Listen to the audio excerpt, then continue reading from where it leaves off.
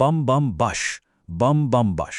जरा सोचिए, रात का अंधेरा हो, घना जंगल हो और अचानक से ये भयानक मंत्र गूंजने लगे। डरावना है ना? बीरमपुर की मान्यताओं के हिसाब से ये कोई साधारण आवाज बिल्कुल नहीं है, ये सीधे सीधे मौत का संकेत है। जो भी इस आवाज को सुनता है उसके लिए महज एक मंत्र नहीं बल्कि एक खौफनाक चेतावनी होती है कि कुछ बेहद बेहद डरावना उनके बहुत करीब आ चुका है। अब सवाल ये उठता है कि आखिर ये खतरा है क्या?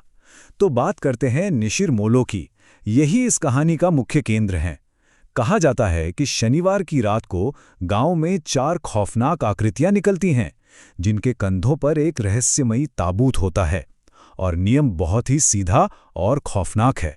अगर किसी ने उनके कदमों की आहट और ये मंत्र सुनकर गलती से भी उनसे आंख मिला ली, तो समझ लीजिए उसका बचना नामुमकिन है। एक पक्का जानलेवा श्राप।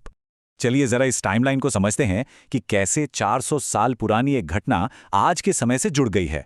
हुआ यूं था कि 400 साल पहले मदन नाम के एक शख्स ने अपने पिता की चेतावनी को नजरअंदाज किया और निशिर मोलो को छिपकर देखने की गलती कर बैठा।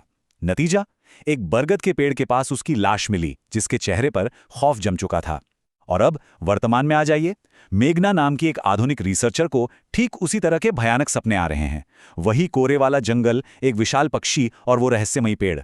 ऐसा लग रहा है जैसे अतीत का वो काला साया अब सीधे वर्तमान को अपनी गिरफ्त में ले रहा है। अब इस कहानी में एक बहुत ही दिलचस्प मोड़ आता है, और वो है मृत्युंजय अमृत। मेघना की लैब पार्टनर इशिता को एक पुरानी दंत कथाओं की किताब में इस पौराणिक अमृत का जिक्र मिलता है। बताया गया है कि ये एक रहस्यमयी हरा तरल पदार्थ है जो सिर्फ पूर्णिमा की रात को एक खास पेड़ से टपकता है। लेकिन सबसे ज्यादा चौंकाने वाली बात क्या है पता है?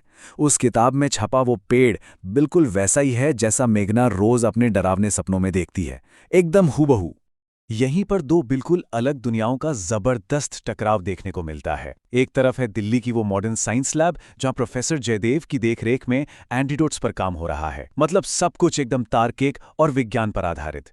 और दूसरी तरफ है बीरपुर गांव, एक ऐसी जगह जो 400 साल पुराने श्राप, अंधविश्वास और निशिर मोलो जैसी खौफनाक पौराणिक आकृतियों के साये में जी रही है। ये सच में विज्ञान और अलौकिक शक्तियों की एक बहुत ही दिलचस्प टक्कर है।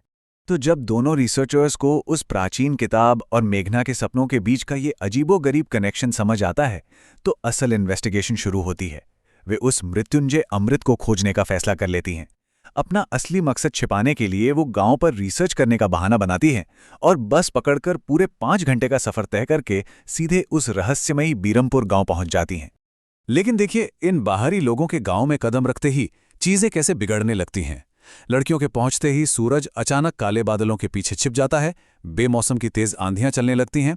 इतना ही नहीं, गांव के मुखिया के घर में जल रहा पवित्र दीपक अपने आप रहस्यमयी तरीके से बुझ जाता है और मंदिर का पुजारी आसमान में काली डरावनी परछाइयों को इकट्ठा होते देखता है। ये सारे अपशगुन साफ इशारा कर रहे थे कि इनके आने से गांव का वो 400 साल पुराना खौफ फिर से जाग चुका है। अब इसी डरावने माहौल के बीच ये दोनों लड़कियां अंधेरे का फायदा उठाती हैं और गांव के मुखिया के बेटे अनुज को अपने साथ मिला लेती हैं। इनका प्लान क्या है? रात के ठीक 12 बजे राजा सूरजभान के 400 साल पुराने खंडर हो चुके राजमहल में छुपकर घुसना। इस महल के दरवाजे सालों से बंद पड़े हैं और यही वो जगह है जहां इस गांव का पूरा इतिहास और शायद मेघना के सपनों का राज भी दफन है। और जैसे ही वे इन खंडहरों के अंदर पहुंचते हैं, कहानी एक नया और गहरा मोड़ ले लेती है। मेघना को वहां एक अजीब सा एहसास होता है, एक देजावू। वो कहती है, ऐसा लगता है कि इस राजमहल को मैंने पहले कहीं देखा है। अब ये महज कोई इत्तेफाक तो नहीं हो सकता है ना? ये बात सीधे तौर पर मेघना को इस गांव के 400 साल पुराने अतीत से जोड़ती है। और बस ठीक उसी वक्त गांव में दहशत अपने चरम पे पहुंच जाती है। सालों से सोए हुए निशिर मोलो अचानक जाग उठते हैं। उनका वो जानलेवा मंत्र बम बम बश एक बार फिर से तेज आंधी के बीच गांव की गलियों में गूंजने लगता है।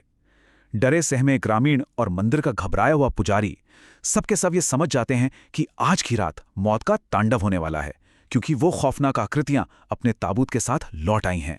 अब क्लाइमैक्स की तरफ बढ़ते हैं और देखिए कैसे दो अलग अलग जगहों पर एक साथ खौफनाक घटनाएं घट रही हैं।